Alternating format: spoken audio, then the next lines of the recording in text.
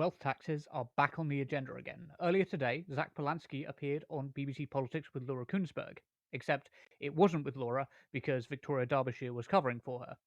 During the interview, the conversation inevitably turned to the question of wealth taxes, and I was quite glad that it was Victoria Derbyshire doing the interview, as I think that Victoria Derbyshire is actually a better interviewer.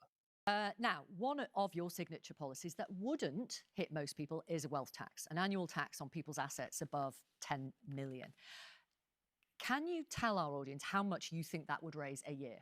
So the estimates that have come out from the TUC and a group called Patriotic Millionaires, who are a group of millionaires saying taxes more, look between 15 to 25 billion pounds a year. Zach is correct that this figure is pretty undisputed. As the Institute for Government explained, one proposal is for an annual levy of around 2% on wealth in excess of £10 million. A University of Warwick's tax simulator suggested, based on 2023 figures and assuming that this tax was charged on all forms of wealth, including private pensions and principal residences, that this could raise around £24 billion a year. It's important to note that this modelling assumes that the wealth tax is applied to private pensions and your main residence, and we know a lot of asset wealth lies with older generations. Now, there are plenty of pensioners living in poverty, don't get me wrong, but there are also a small proportion that are very wealthy, and we need to make sure that we're targeting that wealth while protecting the pensioners that are living in poverty. It's also significant because of what is said next. Okay. Wealth taxes, as you know, have been tried in many other European countries similar to the UK. Spain has a wealth tax, which is quite similar to your proposal. Do you happen to know how much they raised in a year from their wealth tax? No, I don't, but No. I'm hoping you can tell me. Yeah, no, it's not a trick question. It's just interesting. It's about 3 billion euros, which is about £2.5 billion. That's in Spain. That is such a long way from your 15 to 25 billion a year. Now, Victoria Derbyshire says that Spain's wealth tax is similar to the one used in the Warwickshire University modelling, and there are some similarities, but it's not all that similar because Spanish residents can claim €300,000 deduction on their primary residence, and lots of EU pensions are exempt from the wealth tax altogether. As I pointed out earlier, the Warwick University model includes all forms of wealth, including private pensions and primary residences. There's a lot of regional complications and exemptions too, but basically, Spain's wealth tax is a lot less ambitious than the one the University of Warwick are using. That said, Spain are doing significantly better than the UK, and with the UK growing 0.3% in the third quarter of 2025, Spain grew 0.7% in that same quarter. In other words, they've seen twice as much growth as we have. We could learn a lot from Spain, and we shouldn't turn our nose up at only another £3 billion. But as Zach explains, there are other differences too.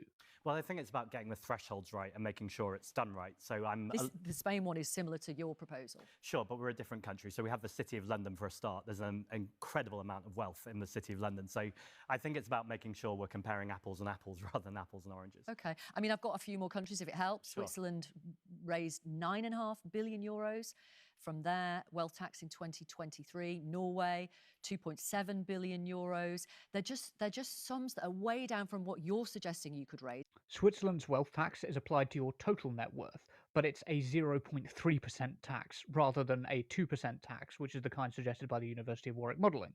And the Swiss tax threshold varies by your canton region, as the rules are decided by canton rather than at a federal level. Norway, Switzerland, and Spain are the only European countries that have tried these kinds of wealth taxes, and Norway is probably the least successful, but Norway is also much more equitable than the UK. Norway's GDP is also significantly smaller than ours, with a GDP of $500 billion compared to our $3.6 trillion in 2024. Naturally, where there's less wealth, there will be less revenue. And we've got Paul Johnson in March this year, formerly of the Institute for Fiscal Studies. No country in the world has ever successfully had a wealth tax that raised serious money. That's what I'm questioning. I think it's a bit silly to say in one breath that Switzerland raised £9.5 billion through a wealth tax, and in the next breath say that no country has ever raised serious money through a wealth tax. £9.5 billion is double the amount we spend on our whole asylum system, so it blows that whole asylum discussion out of the water. Now, this quote from Paul Johnson is taken from an interview he did in The Independent, and what he actually said was, "You could certainly raise some billions by putting a 2% tax on net assets worth more than £10 million.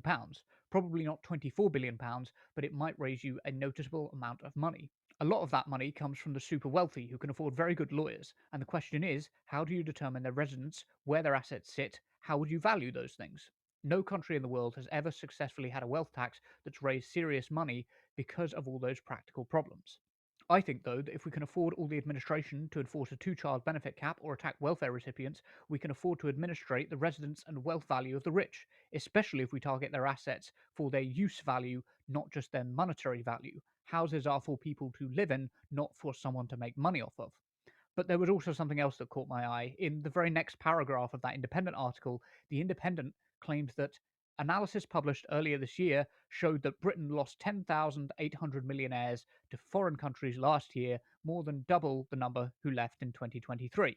Except that that claim has since been debunked by the Tax Justice Network and Patriotic Millionaires. Helena, No Justice MTG, pointed out that the study of 10,000 millionaires was largely based on LinkedIn data. LinkedIn data is not a good source of economic data, as according to my LinkedIn profile, I'm still 17 and working in Tesco. Obviously, Paul Johnson didn't write the article, but the fact that it quotes him and then uses those bunk statistics really shows how bad the arguments against a wealth tax are. And Zach rightly points out that it isn't even necessarily about the money raised, but reducing inequality and the black hole of millionaire and billionaire greed.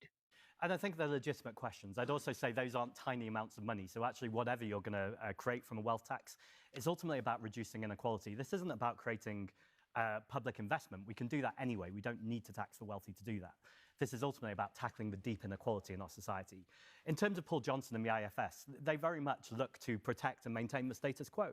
And what I would say is the status quo, the economy is not working for almost anyone at the moment, unless you're in that top 1% Right. Don't you of the accept wealthiest. the IFS are independent? They are independent, but there's been reports just last week around their connection with Barclays and some of the things that they've been saying. I think it's legitimate to question economists, no matter where they come from. Sure. I'm just, yeah, that's interesting. They say they are independent. Sure. You want to spend a lot more on public services and welfare. I wonder if the wealth tax, you present it as a panacea when it's probably not. Is that fair? No, I don't present it as a panacea at all. In fact, I don't even think it's close to a panacea. That's just the start of the things we need to do.